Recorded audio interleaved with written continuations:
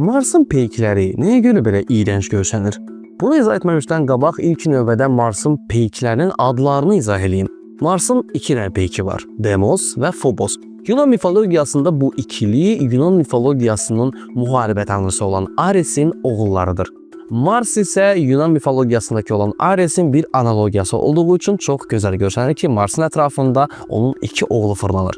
Amma onlar nəyə görə belə iyrənc görsənirlər? Çünki biz əsasən peyk dediyimiz zaman yuvarlaq bir şey ağlımıza gəlir. Bunun əsas səbəbi bu iki peykin balaca olmasıdır. Amma balaca olması nə əlaqə? Burada əsas məsələ gravitasiya ilə bağlıdır. Phobos'un diametri 22 kilometrdir, Demos'un isə 12,6 kilometrdir.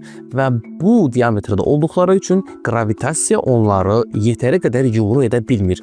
Çünki normalda gravitasiyanın bir səma cismini ideal kürəyə çevirməsi üçün onun diametri ən azı bir 800 kilometr olmalıdır.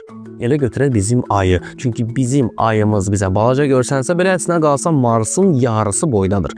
Onun diametri təqribən 3476 kilometrdir. Yəni ki, ay yetəri qədər böyük olduğu üçün gravitasiya onu ideal yuvarlaq formaya salıb. Lakin pis xəbərindən ibarətdir ki, biz bu yaxınları bəlkə də Phobos'la Demos'u bəlkə görmədik. Çünki Demos çox balaca olduğu üçün Marsın orbitindən çıxır, Phobos da çox böyük olduğu üçün Marsa doğru gedir. Yəni ki, Mars öz oğullarından birini qovur, o birisini isə udur yeyir.